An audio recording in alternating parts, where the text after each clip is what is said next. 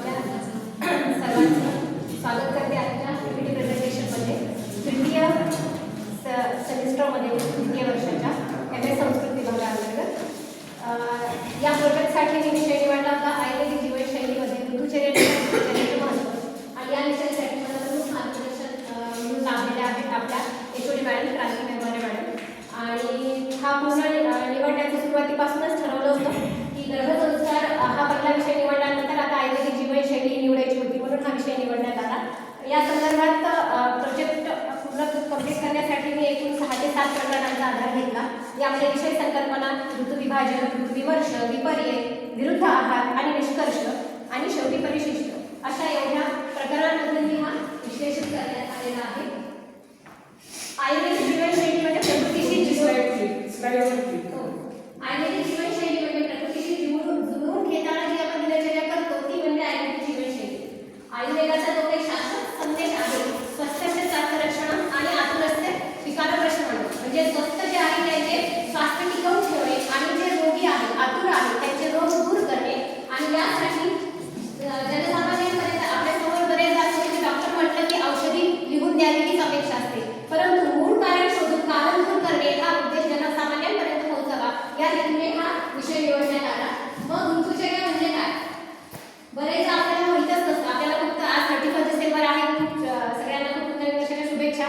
की आपल्याला इंग्लिश महिने माहीत असतात, पण मराठी महिने जे आपण 6 ऋतू आपण म्हणतो किंवा 12 महिने आपण चैत्र वैशाख आणि शिवंग्री शिशिर वसंत ग्रीष्म वर्षा शरद हे म्हणतात. या 6 ऋतूंच्या विभाजनाद्वारे आपली कशी जीवनशैली असावी याबद्दल अभ्यास सांगणारा हा माझा विषय आहे. याच्यामध्ये 6 ऋतू त्यांच्या शरीरावर वेगवेगळा होणारा परिणाम, जसं की आपण मागच्या वर्षीच पाहिलं की मे महिन्याच्या अर्धवटपर्यंत पाऊस सुरू झाला होता आणि लिटरली 6 ते 8 महिने पावसाळा चालला. तर यामध्ये आपल्या शरीरावर कसे बदल होतात आणि ते होऊ नये म्हणून आपण काय करावं हे विश्लेषण, जे जसं की ऋतूंचे बदल ते नियम आजकाल ऋतू जसा बदलायला लागलेला आहे, त्यानुसार आपण काय त्याच्यामध्ये बदल करण्यात यावा या संदर्भात केलेला अभ्यास या आपल्या संशोधनामध्ये आपल्याला दिसून येतो. मग ऋतुचर्येचे महत्त्व जेव्हा आपण बघतो तेव्हा दोषांचं अभ्यास करणं गरजेचं असतं, ऋतू आणि दोषांचा संबंध बघणं गरजेचं असतं. हे सगळ्यांना माहिती पाहिजे की माझी प्रकृती कुठली, वातज आहे, पित्तज आहे, कफज आहे, मी काय खावं काय खाऊ नये. कारण WHO नुसार सुद्धा संतुलित आहाराची डेफिनेशन बदललेली आहे. आजकाल आपण कॅलरी डाएट नाही म्हणू शकत, तर संतुलित आहार हा प्रत्येकानुसार त्याच्या प्रकृतीनुसार, मानसिक, शारीरिक या सगळ्या प्रकृतीनुसार आणि ऋतुमानानुसार तो आहार बदलताना आपल्याला दिसत असतो. आणि ह्या दोषदृष्टीमुळे होणारे आजार आणि त्यांची चिकित्सा हा सर्व संबंध माझ्या प्रकरणामध्ये आलेला आहे.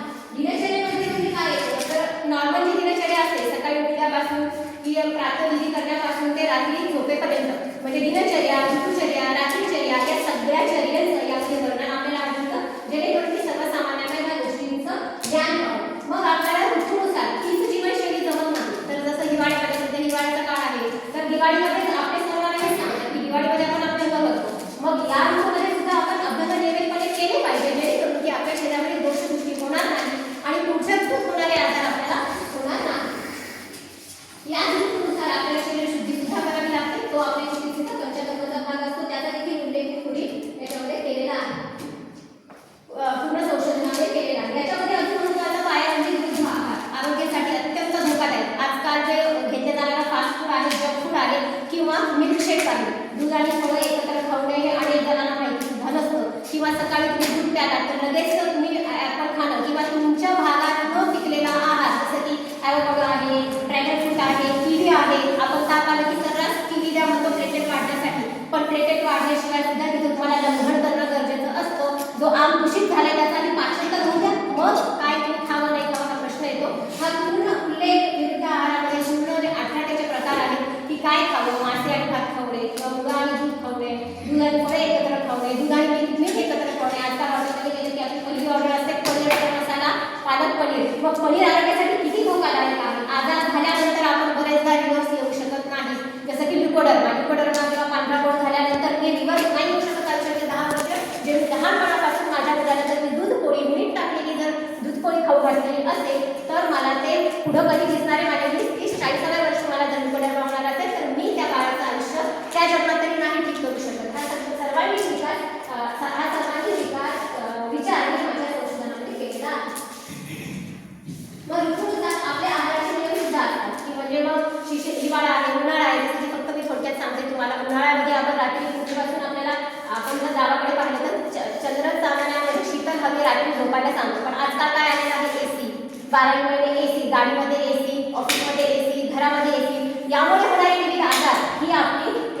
जटिल समस्या निर्माण झाली आहे आणि ती कुठल्याही औषधीने बरी होणारी नाही. मग वेगवेगळ्या ऋतूनुसार वेगवेगळ्या आहाराचे नियम आणि दिनचर्या, आहार, निहार, पथ्य, पथ्ये सगळ्यांचे नियम विशिष्ट असतात. त्यानंतर याचा वैज्ञानिक आधार हा आपल्याला मिळतो म्हणजे मिळतो, कारण जग कसं पुढे चाललेलं आहे. मी जेव्हा एवढी आरोग्यशास्त्रामध्ये एवढी करताना कॅन्सर सारखा विषय घेऊन त्याच्यावरती लिव्हर कॅन्सरवर औषधं शोधून काढणारी मी एक मला आश्चर्य वाटतं की जेव्हा कॅन्सरच्या मुळाशी जाताना मला हे कळलं की तुमची जीवनशैली चुकीची असली तरी मी कॅन्सर झाल्यानंतर कितीही महागड्या औषधी काढू दे आणि कितीही उत्कृष्ट संशोधन करू दे त्याचा फायदा होणार नाही. त्यामुळे मला कुठं बघावं लागेल, मला रूट कॉज बघावं लागेल आणि याचसाठी मी अगोदर गर्भसंस्कार विषय घेतला आणि आता मी ऋतुचर्या आणि दिनचर्या हा विषय घेतला. तर यानुसार जसं मुलींना माहिती आहे हॉर्मोनल बदल माहिती असतो सगळ्यांना, पण हॉर्मोनल इम्बॅलन्स म्हणजे काय ते कोणी समजून घ्यायला तयार नसतं आणि त्याच्यामध्ये बदल करायला तयार नसतं. बरेचदा पेशंट येताना आपल्याला दिसतं की सकाळी लवकर उठा म्हटलं की पेशंट एकदम पहिले गायबच असतो. मग फिरून फिरून त्याला कळलं की आपल्याला बघायला नाही गड्या मॅडम ऐकल्याशिवाय काही काही पेशंट 2-3 वर्षाचे येतात, खूप डॉक्टर फिरून येतात की नाही मॅडम तुमचंच बरोबर होतं, मी हे चुकीचं होतं, मी नाईट शिफ्ट बंद केली आता आणि मी माझं व्यवस्थित लाईफस्टाईल सुरू करतोय आणि त्यामुळे मला फायदा होईल. अशा अनुभवानंतर लक्षात आलं की मुळात लोकांना सांगण्याची गरज आहे कोणीतरी. प्रत्येक वेळेस औषधी प्रिस्क्राईब करण्यापेक्षा काहीतरी तुम्ही मुळापासून काय गोष्टी तुमच्या चुकीच्या आहेत त्या बदलणं किती गरजेचं आहे हेच या संशोधनामधून मला सांगायचं आहे.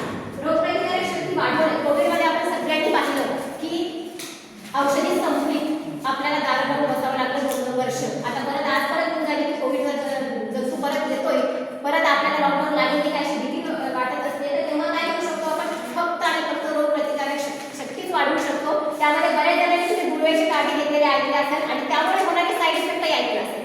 जरी आयुर्वेद हे आयुर्वेदिक असलं तरी जिरे मोहरी जरी आयुर्वेदिक असलं तरी जर जास्त जिरे मोहरी लागली भाजी चांगली होईल का? अजिबात नाही. मग गुळवे कोणी खावं, कोणत्या प्रकृतीचे खावं, कसं खावं हे सगळ्यांना एक शास्त्रीय आधार आहे आणि म्हणून आयुर्वेदशास्त्रामध्ये संशोधन करण्याची देखील तेवढीच गरज आहे. या सगळ्याचा विचार करून हे संशोधन तुमच्यासमोर मांडण्यात आलेले आहे आणि या सगळ्या गोष्टींना आता जागतिक दर्जाची मान्यता प्राप्त झालेली आहे.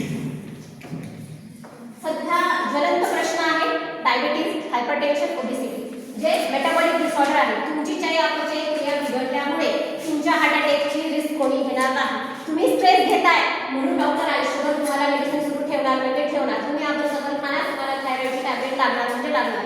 तुम्ही जर का ताण घेऊन तुम्हाला अटॅक येत असेल, जर ह्युमॅनिटी तुमच्या ब्रेनमध्ये ब्रेन हेमरेज होत असेल, आता नवीन संशोधनानुसार तर तुमच्या हृदयामध्ये सुद्धा न्यूरॉन्स आहेत.